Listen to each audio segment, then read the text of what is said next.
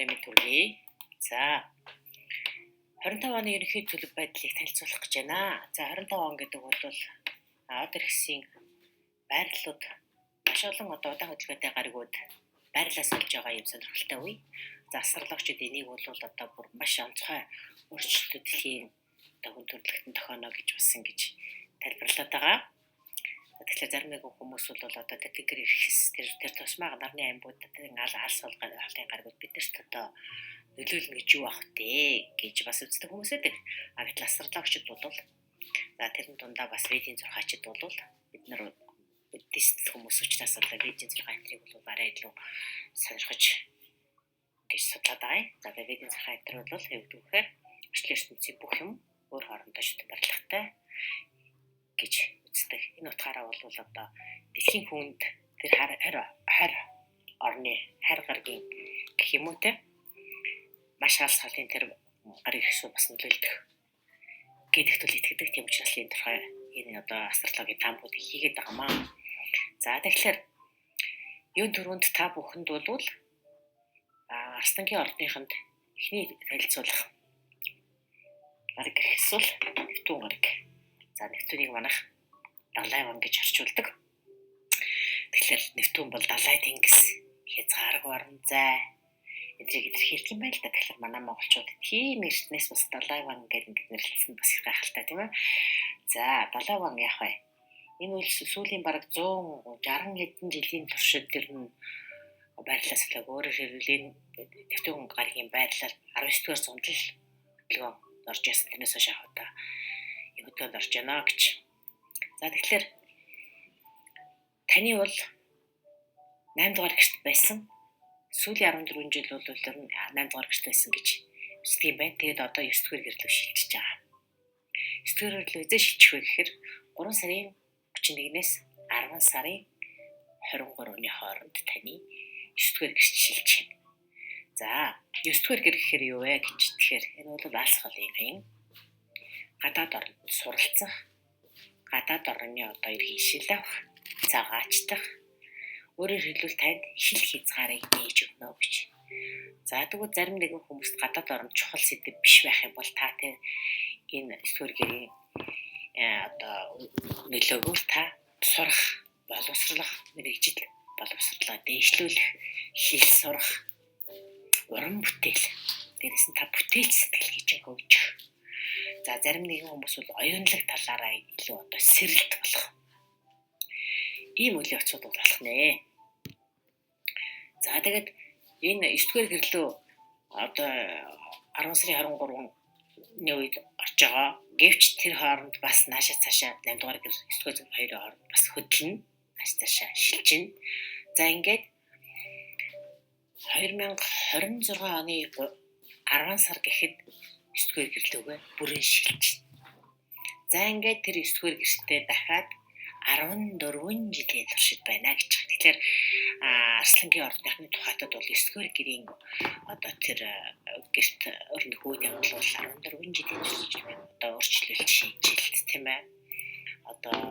Өсөлт дэвшил болох нэ гэж ойлгож байна. Энэ бол болж байгаа үйл явцуудад бол дандаа сайн тал руугаа өөрчлөгдөнө гэж ингэж бууж байгаа. Төлөвлөлт таамаглаж байгаа.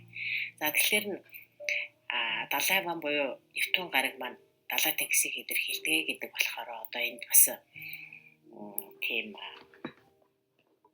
астролог хэл хязгааргүй гэдгийг бас илэрхийлнэ шүү дээ.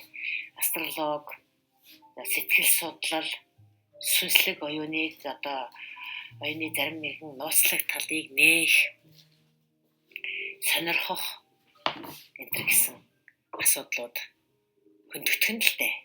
За тэгээ санхүүгийн тухайтад бол бас таны 8 дугаар гэрт орж идэр байсан учраас орж гараад ингээ яваад байгаа учраас санхүүгийн байдаг ч бас өчигдөр 8 дугаар гэр гэдэг бол бусдтай хамтарсан санхүү таны эхнэр нөхөр яг өөр хүүхэд эсвэл хамтрагч бизнесийг болон гэр бүлийн хамтрагчийн хүмүүстэй холбоотой тэр санхүүгийн асуудлыг хөндлөнө гэж байгаа. За зарим нэг үед бол тодорхойгүй байдал бий болж болно.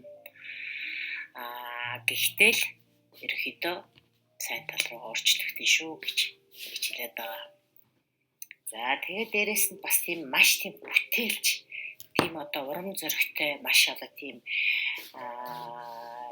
төсөөлөл гэх юм уу? Одоо уран бүтээлч хүмүүс бол одоо ингээд нэг юм төсөөлдөг штеп. Аливаа тийм төсөөллийн одоо тийм уран бүтээлийн тийм шин санаанууд төрч магадгүй. Дээрэс нь энэ бол бүтээлч энергийг ивэлэг болохоор тэр тал дээр илүү төсөл дэвшил гарна гэж. За тэгэл оюуны сэрэлт бол гэдэг төрөг хэлсэн те. За нэг юм болох нь. За тэгээд дараагийн гариг бол Сатурн гариг. Сатурныг манайх санчир гариг гэж хэлдэг. За Сатурн буюу санчир гариг маань бол бас 9 дугаар гэрт орж ирэх нэ. Хэдийд вэ гэхээр 5 сарын 26-наас 9 сарын 2-ны хооронд. За санчир гариг бол нэлээд тийм хатуу, чанга, сахилгават, хязгаарлалт, хууль хүчний байгууллагыг илэрхийлдэг байхгүй юу? Дүрм журмыг бүртгэхийг шаарддаг, хариуцлагатай байхыг шаарддаг. За тэгэхээр 9 дугаар гэрт орж байгаа юм болохоор одоо та жишээ сурах, боловсрох, төлөвлөх, аялах энэ бүх ажилдаа бол нэлээ хатуу чанга сахилгаватыг барих хэрэгтэй гэдгийг шаардна. Магадгүй одоо зарим нэг юм энэ үед бол багшлах ч гэдэг юм уу те. Бусдад зааж сургах. Тэр асуудал тавигдана. За тэгээд төлөвлөлт энтрийг бол маш нэрийн чанд байхыг хийж шаардна. За дээрэс нь бас алдар хүнд өсөж одоо магадгүй зарим нэг нь одоо жишээлбэл одоо шагнал урамшуул авч магадгүй гэж байна. За тэгээд энэ санчир гараг 9 дугаар гэрт дээр дурдсан 5 сараас 9 сарын хооронд ороод бас наашаашаа хөдөлгөөнд бас өрнөж явж байгаад 2026 оны 2 сард бүрэн 9 дугаар гэрлөө шилжчихнэ. За тэгэхээр санчир гараг бол 2.5-аас 3 жилийн хугацаанд нэг гэртээ байрладаг. За мэдээж далайван энтер гарагийг бодох юм бол харьцангуй хурдан хугацаанд. За гэхдээ л 2.5-аас 3 жил гэдэг бол бас тухайн хүний одоо сурч боловсрох, аялах, гадаад орн руу одоо аялах ч гэдэг юм те. Энэ одоо үйл ажиллагааг бол энэ 2.5 жилд бас нэлээд эрчимтэй тавигдаж эхлэх бахын төрлийн асуудал гэж ингэж үзэж болох нэ. За цаашлаад энэ оны 8 дугаар сард далайван гараг маань санчир гарагтай нэгдэх нэ. За энэ хоёлаа 9 дугаар гэрт байгаа штэ. За энэ хоёр одоо нэгдэн гэдэг нь одоо энэ хоёр гарагийн төлөө илүү болно л гэсэн үг шүү дээ. За тэгэхээр магадгүй зарим нэг ажил хөдөлмөрийнхаа одоо үр дүнг үзэж шагнуулах, аль эсвэл гадаад орнд аялах, өөрийн бизнесээ гадаад оронд танилцуулах. За зарим нэгэн хүмүүс магадгүй одоо сургуульч гэдэг юм уу одоо хүрээлэн одоо янз янзын бүтээлч одоо оюуны салбарт ажилладаг бол одоо тухайн салбараа толгойлж эхлэх. Магадгүй зарим нэгэн хүмүүс бол одоо өөрийн жинхэнэ багшигаа олох одоо яг чин үннээсээ тэр мэдлэгийг олгох багш. Магадгүй одоо жишээлбэл одоо оюунлаг салбарт бол одоо оюун санааны чинь нээж одоо оюуны сэрэлтийг чинь цаашид зөв зам руу хөтлөх одоо тэр багш. За энтгэгээр хүмүүс гүрүү гэж хэлдэг штэ гүрүү. За тэр багш тийм оюун санааны удирдагчийг олох, итгэл үнэмшил, шашны одоо тийм талаар өөрчлөлт орох гэсэн ийм боломжууд нэгдэж магадгүй. За мэдээж энэ үед шин маш чухал хүмүүстэй танилцсан. Энэ таны амьдралд бас чухал нөлөө үзүүлнэ гэж. За мэдээж 9 дугаар гэрээс 8 дугаар гэрлөө шилжиж энэ хоёр аль хоёр гараг хоёулаа 9-8 руу шилжиж байгаа юм болохоор энэ онд бол санхүүгийн том одоо өөрчлөлтүүд гарч ирэх нэ гэж. За тэгэхээр Сатурн гараг буюу санчир гараг бол яг энэ 9 дугаар гэрт 29 жилийн өмнө л байсан байна. За яагаад ингэж ийм олон жилийн өмнөх юмыг гэж дуртаад байдаг вэ гэхээр одоо энэ 25 онд болох үйл явдлуудыг одоо өмнөх жилд болсон үйл явдлуудтай яг таны 9-р гэрт болж байсан үйл явдлуудтай харьцуулж үзэх хэрэгтэй байна. За мэдээж 29 жилийн өмнө амьдрал ахуйгаа эхэлж гисэн санхүү болоод гэр бүл юу гэдгийг ажил амьдрал нийгмийн харилцааг эдийн эрхэлж гисэн байсан хүмүүс бол 29 жилийн өмнө ямар юм болсон бэ гэдгийг бас нэг эргээс санах гад үзүүлэх сонирхолтой байх тийм ээ. Тэр үед болсон үйл явдлууд одоо дахиад давтагдаж ийн гэдэг чинь альва цикл давтагдана гэдэг бол ямагт дандаа дээч хатан давтагддаг гэж үздэг. Хичнээн хэцүү байсан ч гэсэн л дээч өссөн бэрчсэн байдаг л гэж үздэг. За тэгэл энэ асуудлыг бас ингээд шийдэж үзчихин үстэй. Ерөнхийдөө астролог сонирхдаг хүмүүсүүд бол ерөнхийдөө судлаачтай тийм.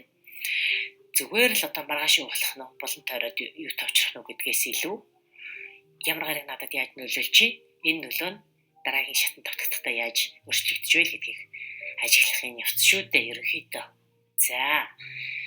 За дараагийн гариг бол уран гариг. Дараагийн таны амьдрал нөлөөлөх чухал гариг бол уран гариг. За уран гариг бол манайх Тэнгэрийн ван гэж хэлдэг. За уран гариг гэдэг бол аянга цахилгааныг илэрхийлдэг. Хил хязгааргүй одоо эрхчлөөг илэрхийлдэг. За энэ гариг таны 11-р гэрт болох нэ. За энэ бас л маш удаан хугацаанд байрлалаас үлдээх энэ гариг. За тэгэхээр 11-р гэр гэдэг бол харилцаа холбоо. Хүмүүстэй харилцаа шүү. Тэр тусмаа одоо чиний найз нөхдөд харилцаа. Хамтрагч ялангуяа санаа бодол нэгтэй хүмүүстэйгээ одоо хамтрах ийм харилцааг илэрхийлдэг. За дээрэс нь бас интернетийг илэрхийлдэг, урлаг, соёлыг илэрхийлдэг.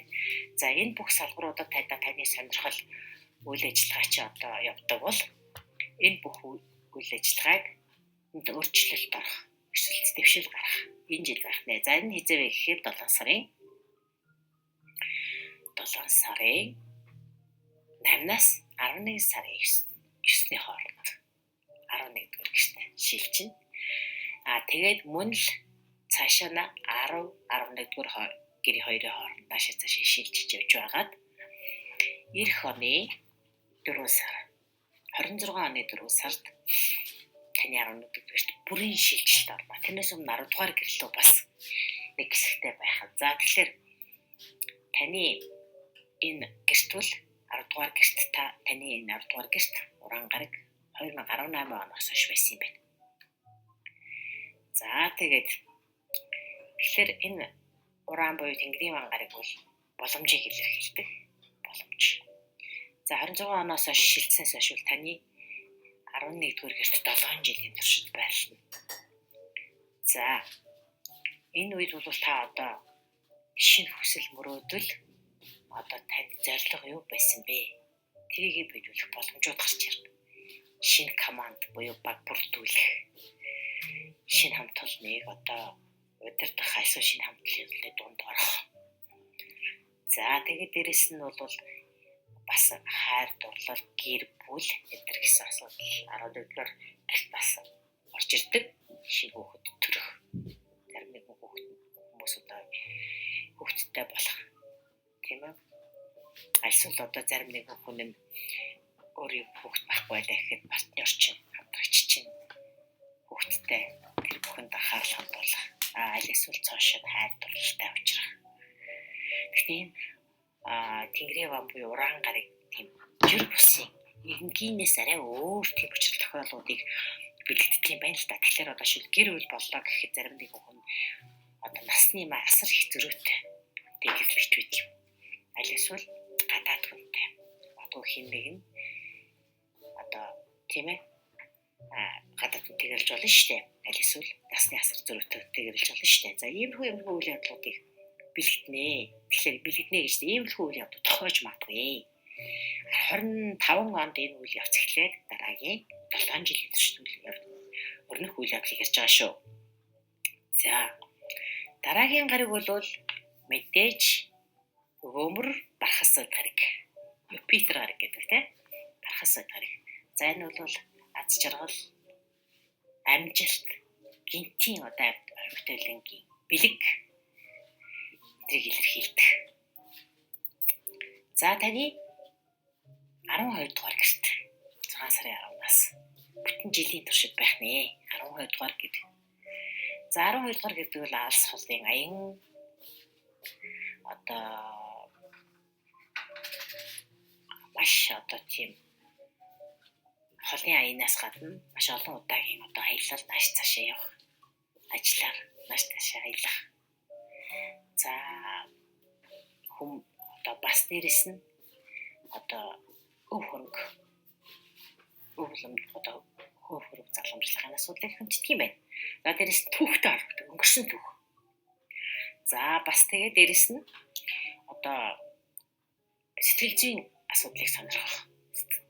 Нууц мэдлэг гэдэг юм. Эсвэл сэтгэл зүйн одоо тийм нөгөө одоо нууцлах тал энэийг сонирхох. Эсвэл сэтгэл зүйн одоо эмчилгээ хийж сурах. Дээрэс нь өөрийгөө танин мэдэх талд илүү анхаарах. За тэгээд дээрэс нь Юпитер буюу бархас судгаргийн нөлөө байгаа болохоор энэ бүх үйл явдал дээр турцсан бүх үйл явдлууд өргөжөхт хэллэх одоо ийм өгөөмөр тийм боломжийг танд олгож байгаа юм байна л да. За дээрэс нь энэ үед та магадгүй өөрөө сайн санааны үйлсэг одоо өөрийнхөө бие хүч цагийг зориулна, өөрийнхөө амьдралыг зориулах бас нэг юм боломжууд гарч ирж байгаа байхаа гэж хэлж байна. Гарч ирж магадгүй гэж байна. За магадгүй хэн нэгэн хүн жишээл алсгалын орноос алсгал байгаа хамаатан саднаас нөхөд хэн нэгэн хүнээс гэдгийг тусламж ирдэг ч юм уу те. За эзотерик мэдлэг энтрийг одоо эзэмшснээр одоо өөрийгөө эмчлэх ийм боломж гардаг ч юм уу нэг иймэрхүү сонирхолтой үйл явдал болох нэ. За дараагийн гариг бол ангараг гариг, дайнч гариг, өрсөлдөөж, тэмцэлж ийм гариг гэж үздэг, марс гариг гэдэг те. Багаах ангараг гэж орчуулдаг. За ангараг гариг таны 12 дугаар гэрт орох нэ. За ангараг гариг бол өнгөрсөн оны 12 сараас эхлээд ретро хөдөлгөөнд байгаа. Ретро буюу ухрах хөдөлгөөнд байгаа. За 12 дугаар гэрт түрүүний одоо бархас үд гараг байгаа тэр 12 дугаар гэрт одоо ангараг гариг бас гарч ирж штэ. За энэ үед яах ёстой вэ гэхээр ангараг гариг гэдэг бол одоо өвтөлч үйл ажиллагаа, эрчимтэй биеийн хүчийг сэргээх идэвхтэй үйл ажиллагаа явуулахыг дэмждэг учраас за харин 2 сарын 24 хүртэл ретро хөдөлгөөнд байгаа учраас энэ үед бол одоо зарим нэгэн эрчимтэй одоо бүтээлч одоо тийм биеийн хүч шаардсан тэр ажил өс интерт бол жоохон саад гарч магадгүй одоо шиг л жоохон саад жоохтой тийм удаашрал гарч магадгүй гэдэлтэй.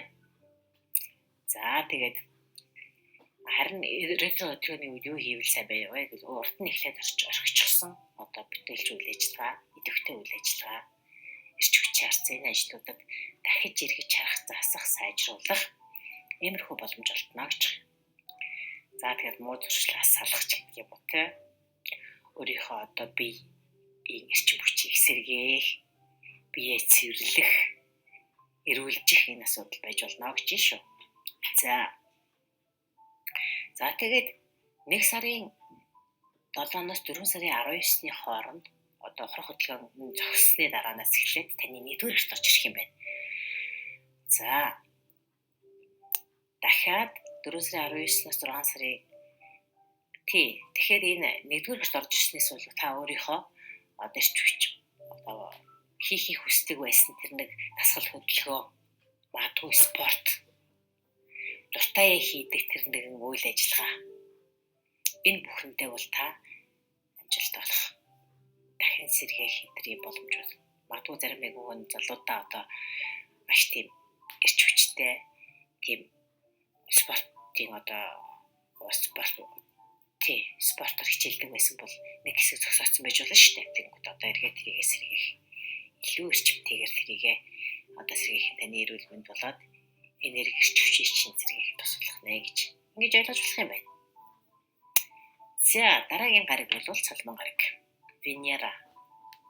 Орсоор Венера гэдэг. Англиар бол Venus гэдэг байна шүү дээ. За Venus хайрдарлаг гэдэг цолмон гариг. Манайх бол Азийн цолмон гэж яриад байдаг тийм үү? За энэ хайрдвал гоо үзэмж, гоо сайхан. За дээрэс нь бүтээлч бас урлаг, уран сайхны талаар хэрвээ үйл ажиллагаа явуулдаг бол энэ дотоо таны бүтээлч тэр үйл ажиллагааг чинь бас илэрхийлнэ гэж За энэ болохоор таны 9-р гэрт орж байгаа юм байна.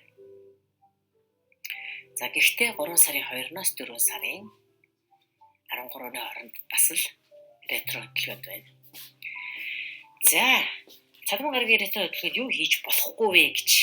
За мэдээж эн чинь гоо сайхантай холбогдож байгаа учраас гоо сайхны мессеж хэлбэр хийгээд хэрэггүй шүү гэж зөвлөдөг юм байлээ. Ялангуяа ретро үед.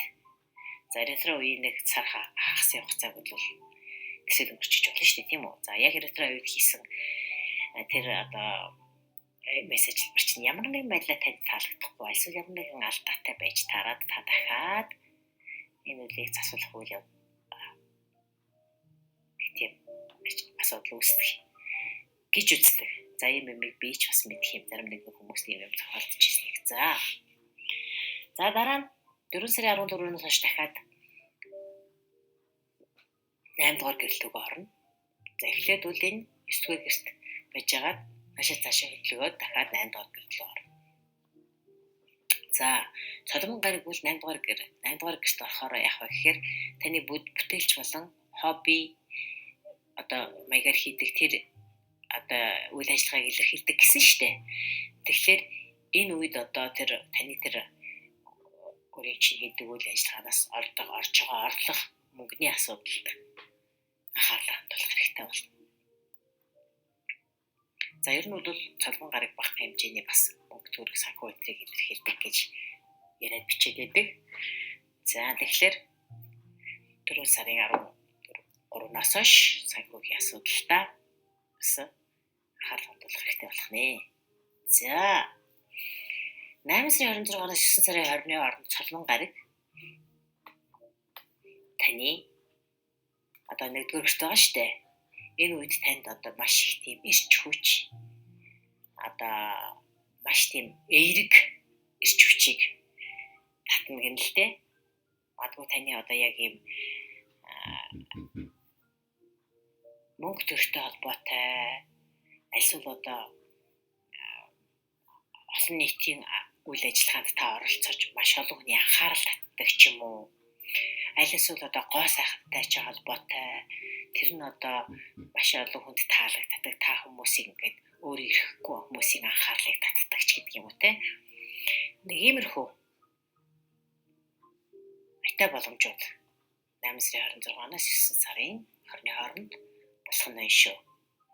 За дараагийн гариг бол Плутон гариг. За Плутон гаригийг харин одоо монголоор Ураныг болох Тэнгэрийн ван гэж байгаа те.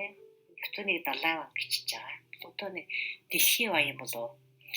За би голцсон энэ нөгөө нэг олон улсын нэршлэр нэрлээд идэг болохоор бас заримдаа ингээд сайн монголоор яг юу хийж байгааг хэлэхгүй мэдэхгүй байгаа шүү. За тэгээ мэддэг хүмүүс нь бас доормоор очичээрээ мэддэг тийм ээ. За энэ гариг бас маш удаан хөдөлгөөнтэй. За энэ гариг таны 7 дугаар гэрт орсон юм байна. 24 оны 11 сараас эхлээд өнгөрсөн оны 11 сараас эхлээд 7 дугаар гэрт орсон.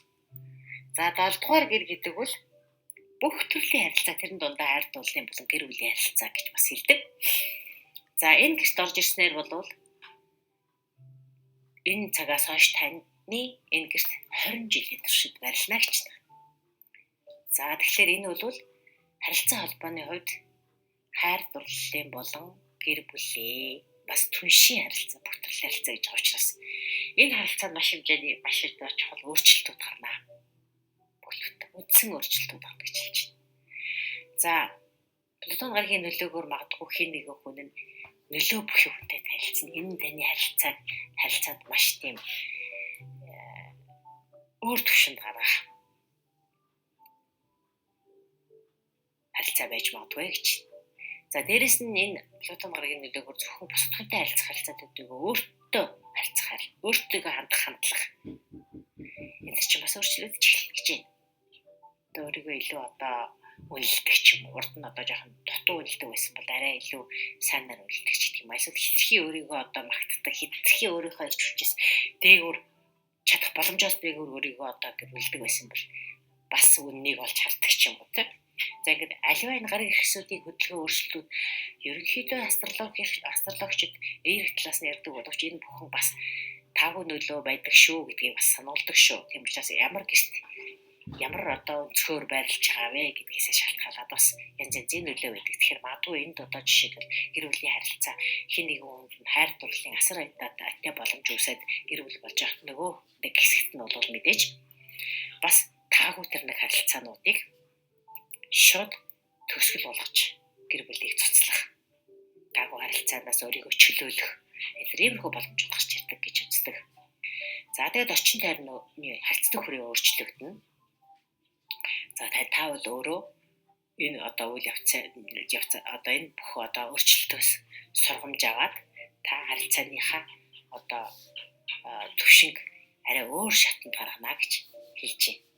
За зарим нэгэн хүмүүс нь бол энэ гаргийн нөлөөгөөр зарим нэгэн хүмүүс нь гадаад хүнтэй гэрлээд өөр нэгэн хот руу өөр нэгэн одоо газар руу шилжих гэдэг юм.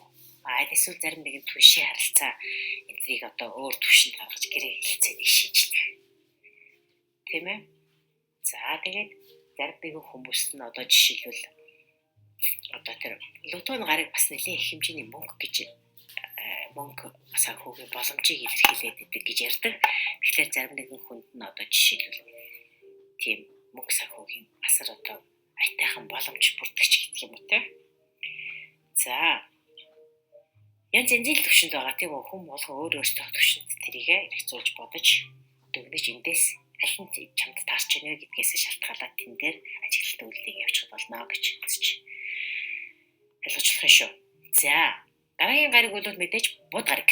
За бууд гариг бол жид 3 удаа аврах хөдөлгөөн хийдэг. За ретро хөдөлгөөн гэж нийт талаарх бол мэдээлэл 12 сард оруулсан. Тэрийг бас анзаарсан бол хараад авчихад илэрдэггүй.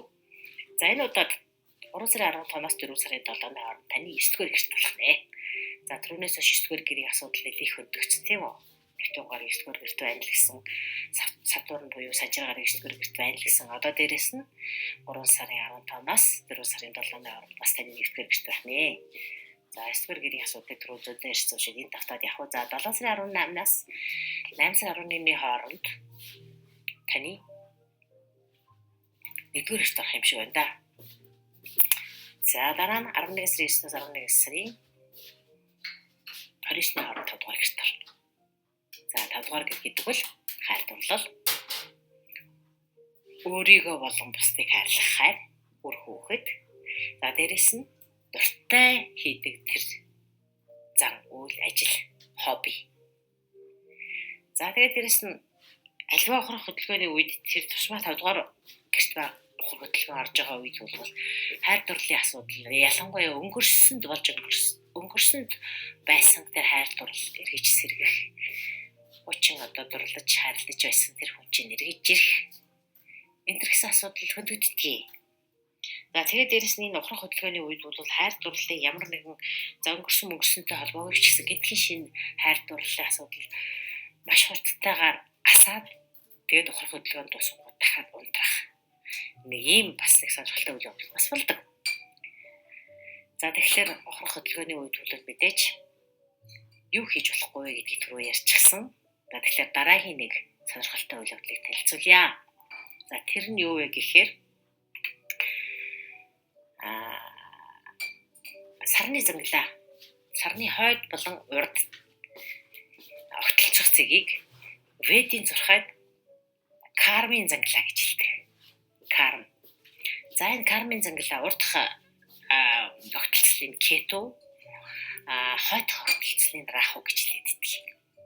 За тэгэхээр энэ огтлцлын цэгүүд 1.5 жил буюу 18 сарын дараа нэг удаа байрлалаас үлдэг. Гэтэл энэ 25 онд бас л энэ раху кетугийн энэ огтлцлын цэг бас байрлалаас болох нэ. За тэгэхээр хойд огтлцлын цэг буюу раху нь таны 8 дугаар гэрт орно. Кету нь таны 2 дугаар гэрт орно. За аль нь санхүүгийн асуудлыг хүчтэй одоо тавьж эхлэх нь шүү дээ. Санхүүгийн асуудал хүчтэй тавьж эхлэх. За 8 дугаар гэр гэдэг бол бусдтай холбоотой. Гэр бүл, эхнэр нөхөр, хамтрагчийн чинь санхүү. Хоёрдугаар гэр гэдэг бол таны өөрийн чинь хөдөлмөрлөж олдог амжиргаандаа олж хэрэгэлдэг тэр санхүү. За тэгэхээр энэ санхүүгийн гэрт 1 сарын 12-наас эхлээд 26 оны 7 сар хүртэл энэ байрлал байна гэдэг бол энэ санхүүгийн асуудал чинь маш тийм анхаарах ёстой үе ирж байна гэж ингэж үзэж байна. За магадгүй хэн нэгэн хүнд нь санхүүгийн одоо шал өөр их сурвалж орж ирж болно. Зарим нэгэн хүн цалин мөнгө нь өөрчлөгдөж болно. Сайн талаараа юу, муу таруухан талаараа юу. Энэ гэдэг нь бол таны өнөөгийн нөхцөл байдлаас чинь шалтгаална. За тэгэхээр дээрэс нь өөр нэгэн анхаарах ёстой нэг зүйл бол энэ кармын зангилаа гэдэг Раху Кетугийн энэ ойлголтыг бол манай монголчууд эртнээс бас мэддэг л байсан. Яг бол энэ Ведийн зурхаа учраас дорных юм болохоор жишээлбэл манай монголчууд сар хэртгэхээр Раху залгичдгийг гинлээ гэсэн юм домог ярьдаг штеп. Тэгвэл энэ Раху гэдэг чинь үнэхээр тийм мангас юм уу гэж. Гэтэл энэ домог бас худлаа биш байх нэ.